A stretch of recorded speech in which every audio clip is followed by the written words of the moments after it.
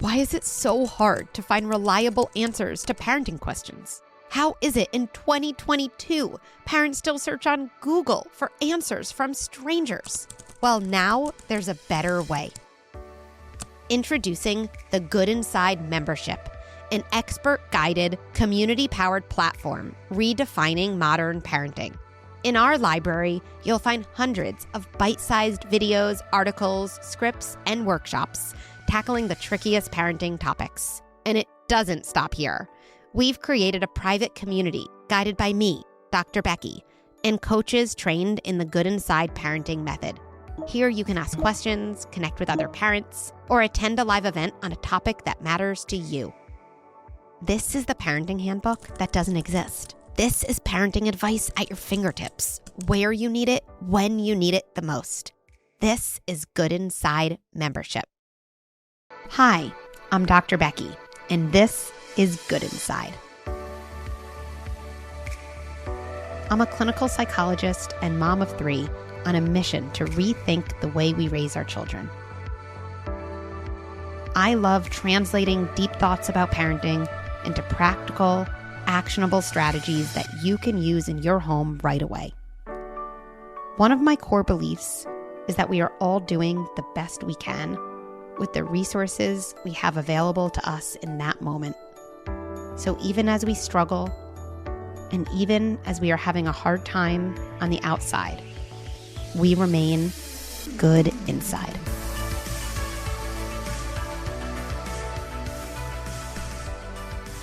Today we'll be talking about codependence, what it is, how to rewire it in ourselves, and how to help our kids develop a strong sense of self.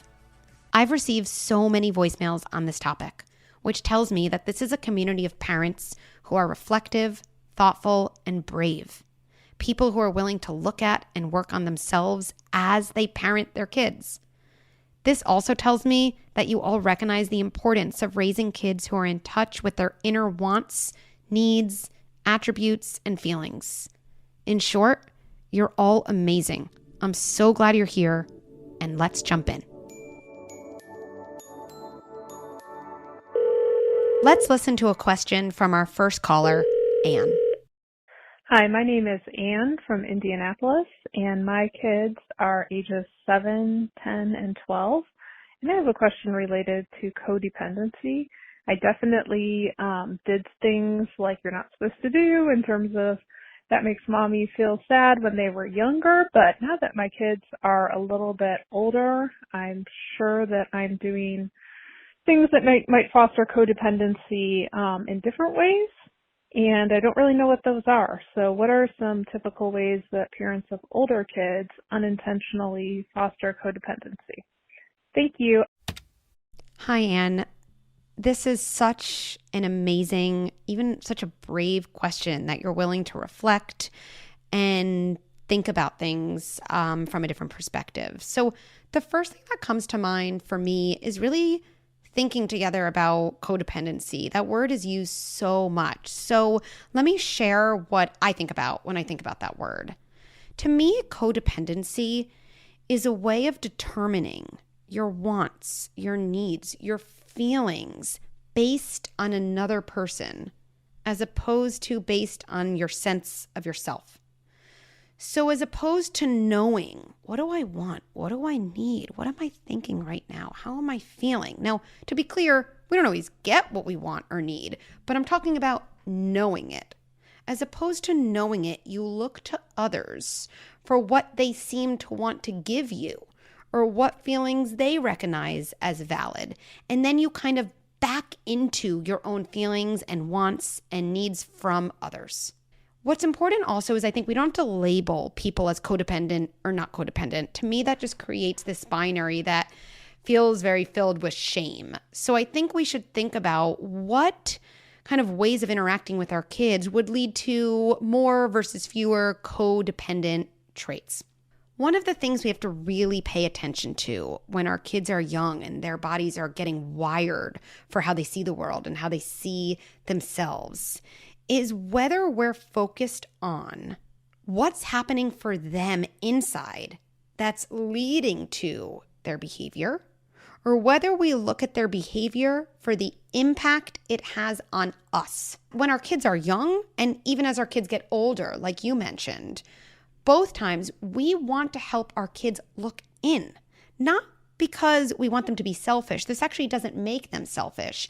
But the more they're able to reflect about what is going on for me, how was I feeling, what want came up for me that maybe surfaced in this way, the more they actually have more control over their feelings and wants so that they can be present to be there for other people, to be empathic, and to kind of show up as good citizens in the world. So let me go through a few ways of doing this as our kids get older. Number one, be curious about what led to your child's behavior rather than how a behavior makes you feel. So here's an example. Let's say your, teenage child, you bring him to a family gathering and you're thinking, okay, my kid's older now. They know how to talk to other adults. And someone says to your child, hey, tell me a little bit about school. And your child, in your mind, it seems very rude. It's just kind of putting his head down, says, Mom, I just want to go. I want to get on my phone. And you're overwhelmed. Let me think about two different responses after. One would sound like this. That was so embarrassing.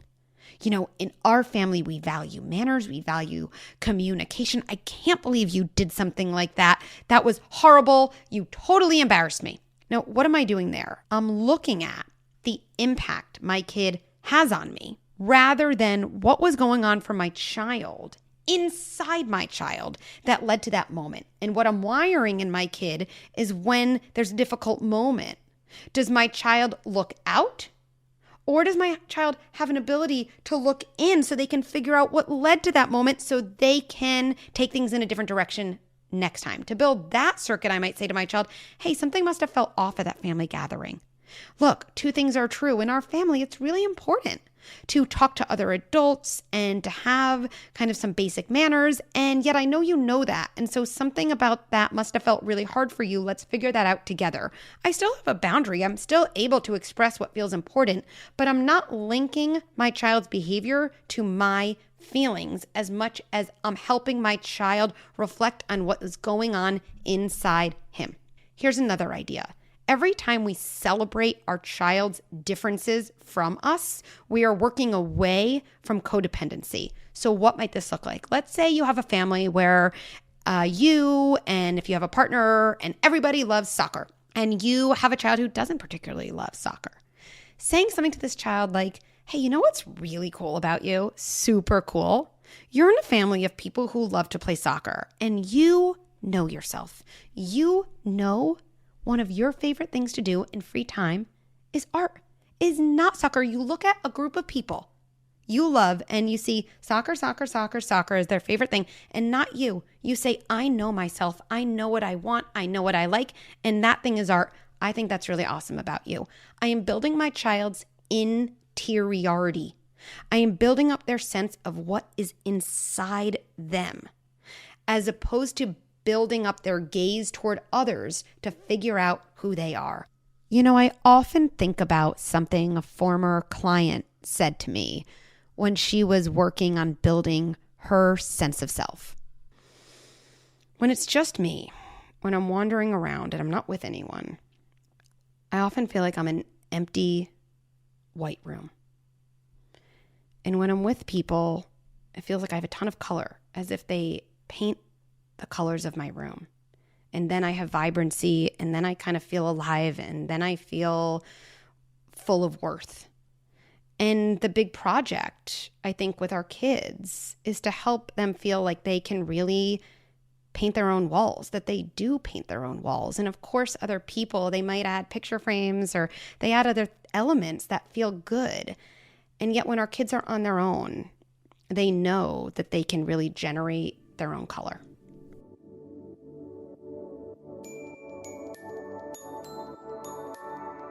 Our next caller is Martha with a question about parenting her 3-year-old. Hi, my name is Martha. I live in Columbia, South Carolina. My daughter is 3 years old. I have one child. And I'm calling because I saw your amazing post about not teaching codependency to our kids, and that struck a chord with me because My husband and I separated 2 years ago when my daughter was still 1, and we're in the process of divorce right now. And in the process of that separation, I realized that I am absolutely a codependent. And I think one of the things I struggle with the most is separating my own codependent feelings towards my daughter, especially regarding the separation and feelings of shame and guilt around that and how it might affect her. I'm having trouble with making sure that I'm not I'm not being codependent with my own child, and feeling like if I don't do a good job with her, if she's sad, then I'm sad. So I'm not so much concerned about bad behavior as I am about acting out because of hard feelings due to our home situation. So how do I heal a codependent and not raise a codependent at the same time? Thank you for any help. Martha, thank you so much for this really thoughtful topic and your awareness that you want to both kind of heal or develop something in yourself and do something very different for your child. That puts you at such a great place because you have such 20/20 vision. So to me, one of the best things we can do as adults trying to work away from codependent tendencies is really think about whose feelings are whose. That gets really mixed up in childhoods where kids were responsible for their parents' emotions. It's almost like, is that my feeling? Is that my parents' feeling? Now it's my responsibility. There's no boundary in that way. And I think using a visual to rework that is super helpful because it gives us something to imagine and hold on to. So right now, I want you to picture yourself on one side of a tennis court and put your daughter on the other side of the tennis court. And we can have that net in between. Or maybe there's even kind of a glass wall, something where you can see your daughter, but there is this boundary or barrier. Now let's picture your daughter being sad. Your daughter's sad. Going back to whose feeling is who. This might seem obvious, but say it with me. My daughter is sad. The sadness is in my daughter's body. Picture her on that side of the court. Picture that wall and picture you looking. I'll say this to yourself. I'm over here looking at my daughter who is sad. Those are her feelings. I can care about my daughter without making her feelings enter my body and joining in the feeling with her. And even visualize this and see if you notice whether her feeling, her sadness seems to exit her body and come toward that net or come toward that wall and want to enter your body.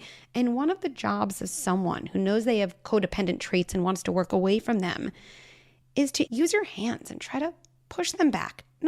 Doesn't have to be in a mean way, right? Just lightly give those feelings back. Now, here's a really important idea. People who are brought up to take care of their parents' feelings were often taught that that is what you do when you have love for someone or you really care about someone.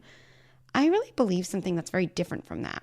I really believe that as a parent, taking on your kids' feelings as your own, having them kind of exit your kid's body and enter your own is actually terrifying for a child. It's one of the reasons our own feelings become so scary to us, because if in childhood you watch your feelings come out of your body when they feel overwhelming to you and then enter your parents' body, it's as if your feelings are contagious. They're dangerous. This is why kids reason back and think, oh, I can't feel anything. I can't feel that anger. I can't feel that jealousy. I can't feel that sadness. It's going to not only take over me, it's going to take over everyone I care about. I'm going to protect the whole family system by just not having feelings of my own. I'm going to empty myself out. Caring about your daughter while trying to give those feelings back to her, this is an act of love. It's the thing our kids need for them to feel like feelings are manageable, that feelings can feel bad, but they don't take over. So let me give some scripts of kind of maybe do's and don'ts to make this a little more concrete. So your daughter is sad. Saying something like, it makes mommy sad when you're sad. In my mind, that's the visual of the sadness coming into my body. I would say that's a no-go. When you feel sad, I feel upset. I wish you would feel happier. I would say that's in that no-go category. Again, we're joining the sadness versus this. I see you're sad. It's okay to feel sad. Or, I'm here for you when you feel sad, sweetie. It's okay with me if you feel sad, if you feel happy, if you feel angry, if you feel jealous, if you feel excited. No matter how you're feeling, I'm here for you. There's no linking and there's a boundary. This is my daughter's feeling. I care about her feeling, but it is her feeling, not mine.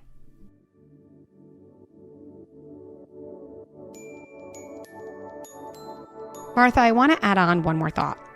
When I think about the feeling that I think so many adults have problems with, or when I think about the feeling that gives us the biggest angst, it's often anger. Anger is one of those feelings that so many adults really, really struggle with.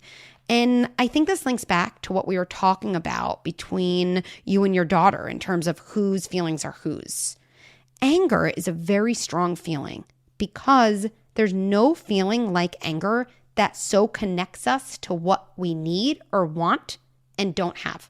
Anger is so important in that way because it tells us something we want. Now, wanting and not having is an incredibly difficult human experience. So it's no surprise when our kids feel anger that they're totally dysregulated because they can feel the full extent of the anger and they don't yet have skills to regulate that anger. Anger is one of those feelings that so many parents struggle with their kids because it comes out as tantrums or as nasty words, right? As a meltdown or I hate you or you're the worst parent in the world. And then what ends up happening is so many adults, they shut it down harshly.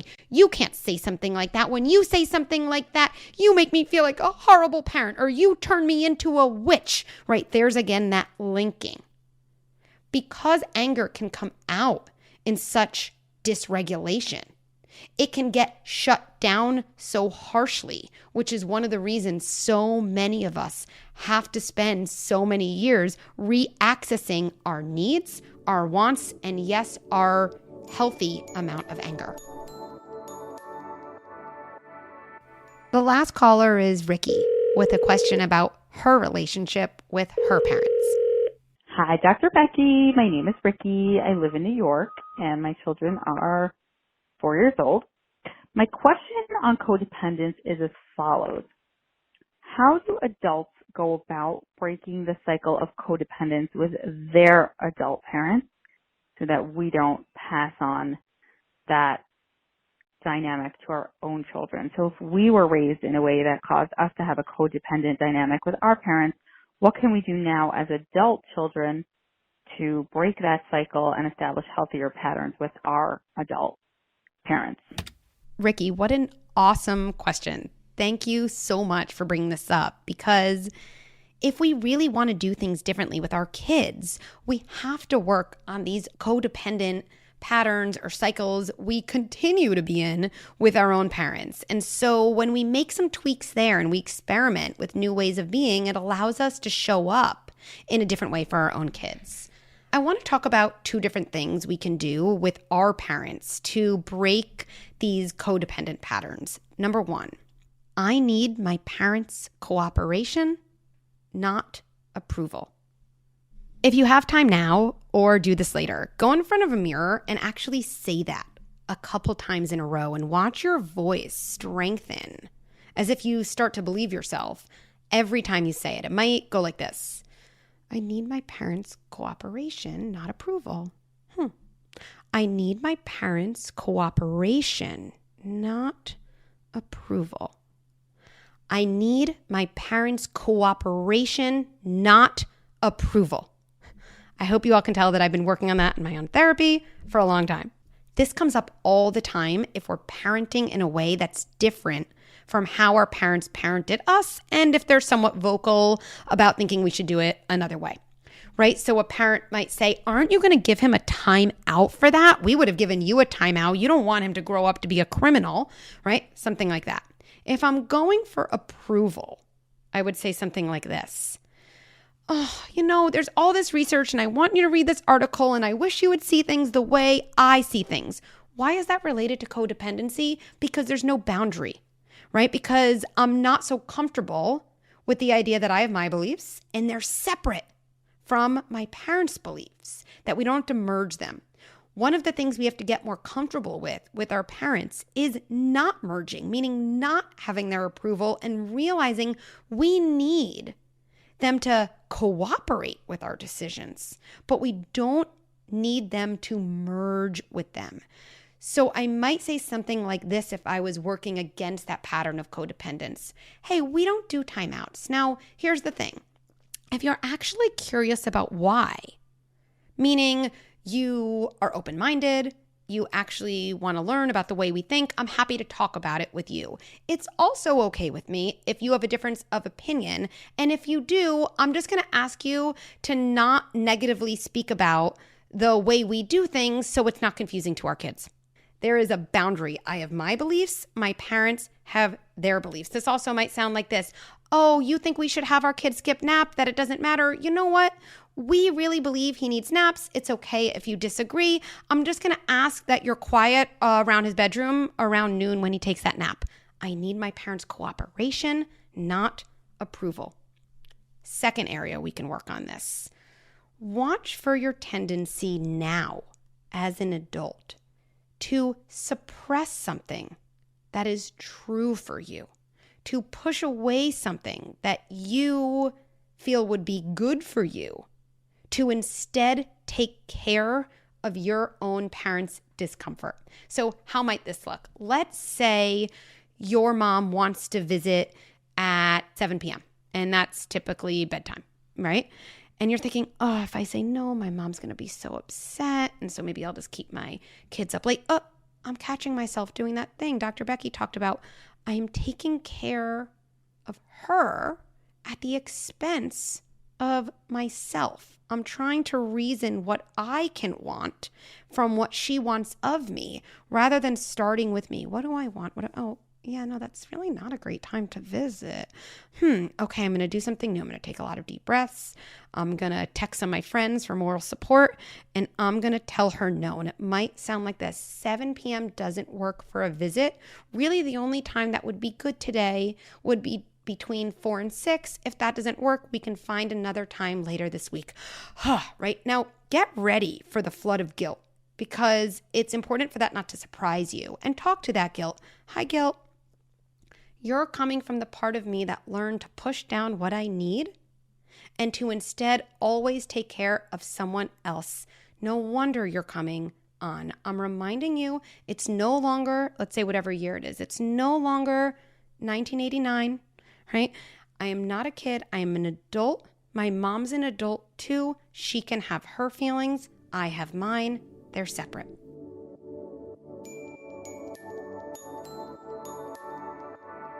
Let's tie it all together with 3 takeaways.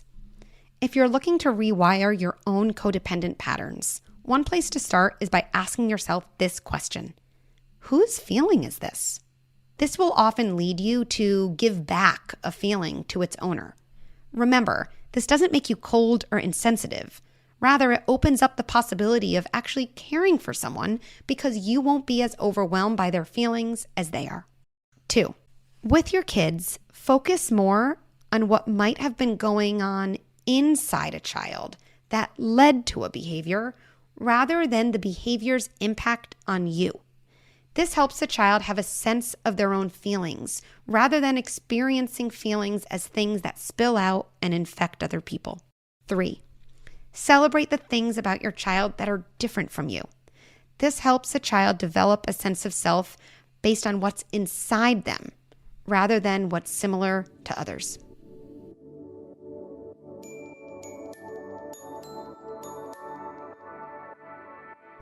If this episode has you thinking about your own people-pleasing tendencies or patterns of codependence, my Reparenting Workshop is for you. Thousands of people have told me that this single workshop has done more for their self-confidence and self-compassion than anything else, that they now have skills and scripts for setting and holding boundaries and for taking care of their own needs. You can find this workshop and many others at learning.goodinside.com. Thanks for listening to Good Inside. Let's stay connected. At goodinside.com, you can sign up for workshops and subscribe to Good Insider, my weekly email with scripts and strategies delivered right to your inbox. And for more ideas and tips, check out my Instagram, Dr. Becky at Good Inside. Good Inside is produced by Beth Rowe and Brad Gage, and executive produced by Erica Belsky and me, Dr. Becky. Please rate and review our show. Let us know what you think and what resonated. I actually do read each and every review, so please know that your feedback is meaningful to me. Let's end by placing our hands on our hearts and reminding ourselves, even as I struggle and even as I have a hard time on the outside, I remain good inside.